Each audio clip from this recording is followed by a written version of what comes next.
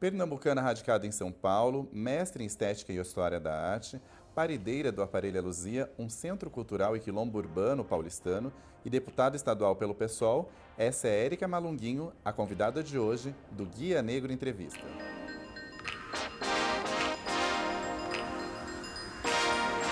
Érica Malunguinho. Malunguinho, que nome é esse que você escolheu para se denominar? O que significa e o que ele representa? Eu não escolhi, né? Me escolheram. Malunguinho vem dos rituais da Jurema, faz parte da diáspora negra e indígena na região da Mata do Catucá, em Pernambuco. As lideranças dessa diáspora e desses territórios se chamavam eram as realezas malungas, né? Os reis malunguinhos, e todas as pessoas podiam se denominar malunguinho, não era uma coisa exclusiva da liderança. E minha família lá vem dessa diáspora, dessa região de matas, de Pernambuco, e é daí que vem esse nome, malunguinho, da Jurema, é indígena, é preto. Em 2016 você criou um centro cultural que é o Aparelho Luzia, que é um quilombo urbano. Que lugar é esse e o que ele traz de novo para São Paulo?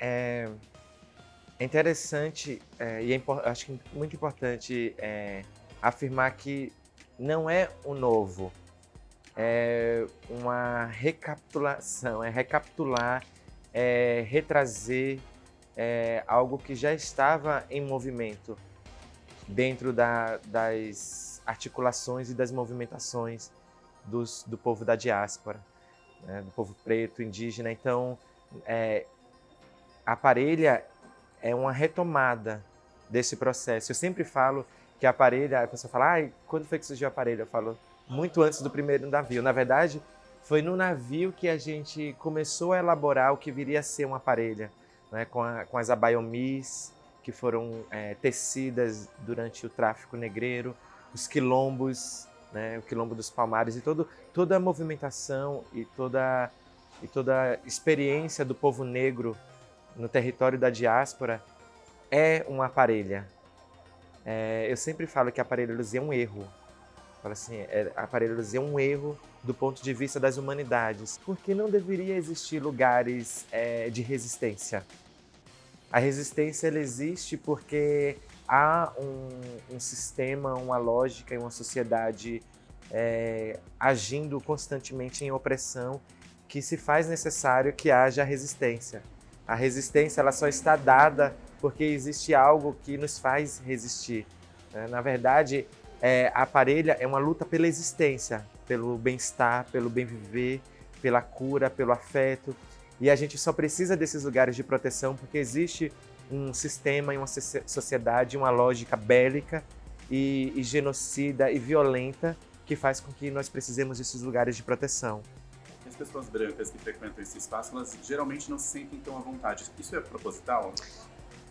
Então, novamente retomando isso que eu acabo de falar, existe um erro, existe um equívoco, existe uma alienação e uma profunda negligência de nós compreendermos de forma profunda o que significa a estratificação racial, o que significa a fundação dessa nação chamada Brasil. E essa nação ela foi fundada a partir da diferenciação entre pessoas brancas e não brancas. Se as pessoas brancas não se sentem à vontade, é que naturalmente, e ainda bem, elas começam a se dar conta que existe um problema sistêmico que faz com que lugares onde haja a predominância de pessoas negras as faz sentir de alguma forma deslocada. Então, assim, o problema não está lá. O problema é antes, é sistêmico, é estrutural. Então, eu acredito e vejo que esse incômodo ele é pedagógico, porque uma vez que essas pessoas não negras percebem que ou não se sentem à vontade por algum motivo, elas, ao mesmo tempo, elas estão compreendendo que o racismo é real e não de viés, né? Que o racismo existe e que todos os espaços que elas frequentam Elas estão à vontade e a gente não, né? Exatamente, em todos os espaços elas ficam à vontade e aí elas percebem que existe pesos e medidas a partir dessa lógica estratificada. Você fala que você cresceu numa casa onde se tinha a política muito presente, o aparelho era uma forma de fazer política, e hoje você está deputada estadual, eleita com mais de 55 mil votos pelo PSOL. Como é fazer política nesse novo espaço, que é a Assembleia Legislativa de São Paulo? É sempre uma relação de sistematização. Eu sempre falo que a gente precisa expandir, né, elastecer o nosso conceito de política. A política tal qual foi dita e organizada, ela afasta muitas pessoas desse lugar, né? Afasta, na verdade, a quem ela mais precisa atender, que são, né, que é a população, a maior parte da população. Política se faz no cotidiano, né? A política é agir na polis, na coletividade. Então, se está produzindo política desde os terreiros de candomblé, as baianas do acarajé, né, os ambulantes que vendem, trabalham a partir do comércio informal. Então, assim, a política ela está acontecendo. Quais são as pautas que vão ser as suas bandeiras lá dentro? Essas identidades que compõem a minha existência, né, que dizem respeito a mim, que me disseram, na verdade, porque não fui eu quem disse, me disseram essas identidades, elas trazem consigo, né, uma vez que eu assimilo, assumo e coloco elas como o meu lugar de fala, né, essas identidades, elas correspondem exatamente ao que faz essas identidades se construírem. Então, dizer-me negra e ser negra diz respeito a entender, compreender e refletir constantemente sobre o que é a condição da pessoa negra numa sociedade estratificadamente racializada. Me dizer, assumir e assimilar a identidade de uma mulher transgênero diz respeito a compreender o que isso significa numa sociedade estratificadamente organizada a partir da partição de gêneros. Né? Me dizer nordestina, assimilar, entender e compreender isso diz respeito a entender também o que significa essa estratificação territorial no Brasil. Então, assim, é absolutamente isso que está dentro da LESP, essa construção, essa composição, essas existências que pautam objetivamente como fundamento e não como um recorte, como acessório, mas como fundamento raça e gênero. Então, essas não são bandeiras, mas na verdade são fundamentos. A gente teve o assassinato de Marielle Franco, a gente teve um deputado, Jean Willis, que renunciou ao mandato e saiu do país. Como que você vê esse momento ultraconservador que a gente vive? Como que você faz política nesse momento? Tem medo, tem resistência? O que tem nesse momento? Nós precisamos compreender esses fenômenos, né, esses levantes, não como algo dissociado de uma linearidade histórica. É fundamental, é importantíssimo que tenhamos a sensibilidade para compreender o que resulta neste agora. Existe um poder e uma lógica de dominação hegemônica, de um poder hegemônico, que está em curso há séculos e que resulta neste modelo de sociedade que temos hoje, violenta, apática, depressiva e etc. e tal. A gente precisa dar esses nomes. Né? É o poder hegemônico ocidental, a lógica intelectual de fazer, de pensar e de conceber o mundo a partir do Ocidente, a partir da Europa, a partir do brancocentrismo. Isso resultou nisso que temos agora. O presidente eleito não saiu de um ovo. Ele não é um Kinder Ovo. Porque se fosse seria até bom, né? Porque o chocolatinho abria assim, saiu um brinquedo. Mas não, ele é uma pessoa vazia e perversa. Mas ele é amalgamado por um conjunto de pactos de opressão, de naturalização da violência. Estamos numa oposição propositiva, porque não uma posição histérica, desgoelada, que é pueril, que só quer dizer não por não, pelo não, mas nós estamos numa oposição propositiva para dizer que, para além de destinatárias de políticas públicas, seremos escreventes delas. é nós, depois de nós é nós de novo, depois é nós de novo, porque nós temos habilidade, capacidade e, acima de tudo, sensibilidade para desconstruir essas violências estruturais. É interessante que quando eu fui para Salvador, os pretos de Salvador sonham em vir para Parelha Luzia. Eles não sonham em vir para São Paulo, eles sonham em vir para Parelha Luzia. Porque a Parelha Luzia é um país. Ou seja, você entende? Então a Parelha Luzia não é um espaço, é a lógica de terra e de território. Só uns segundos para eu dar um...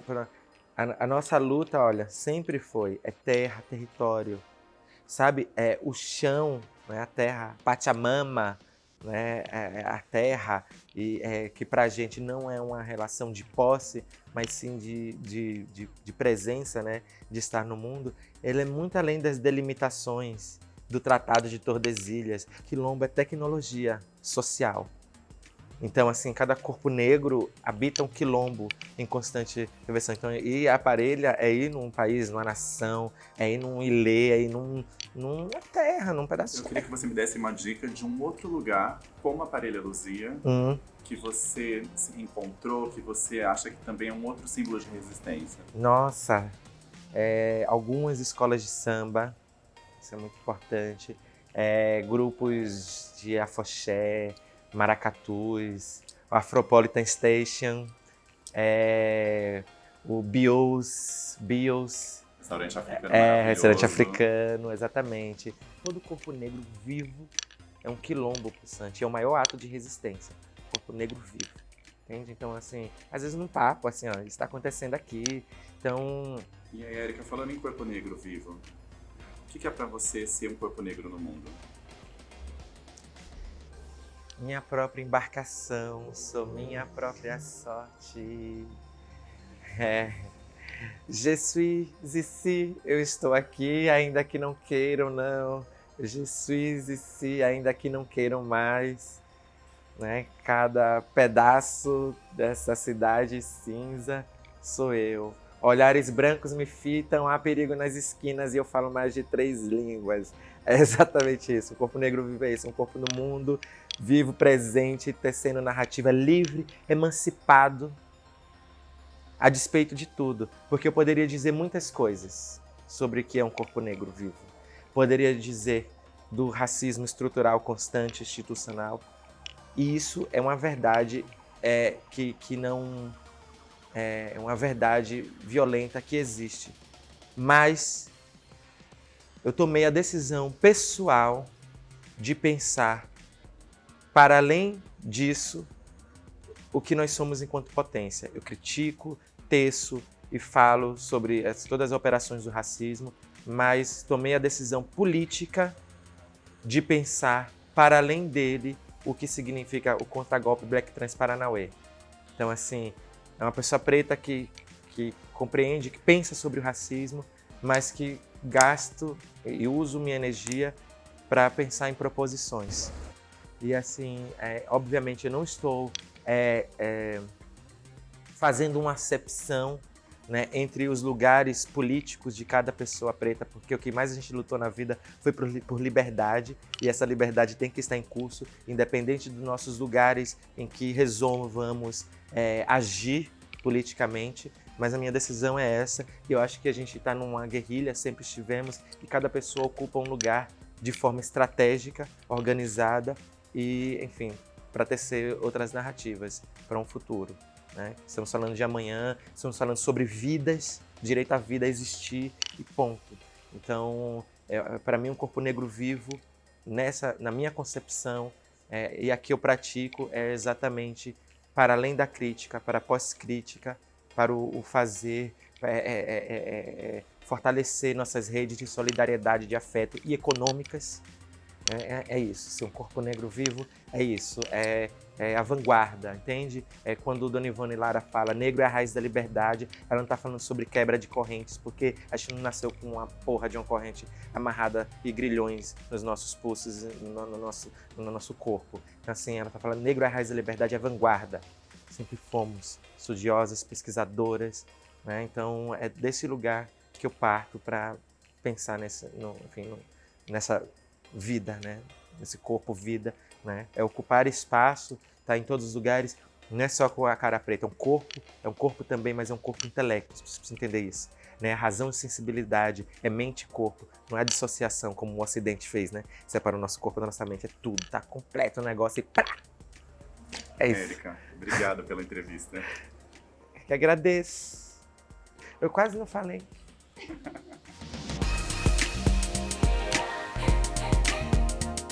Quem já teve medo de dizer a verdade, largou de morrer. Stamira.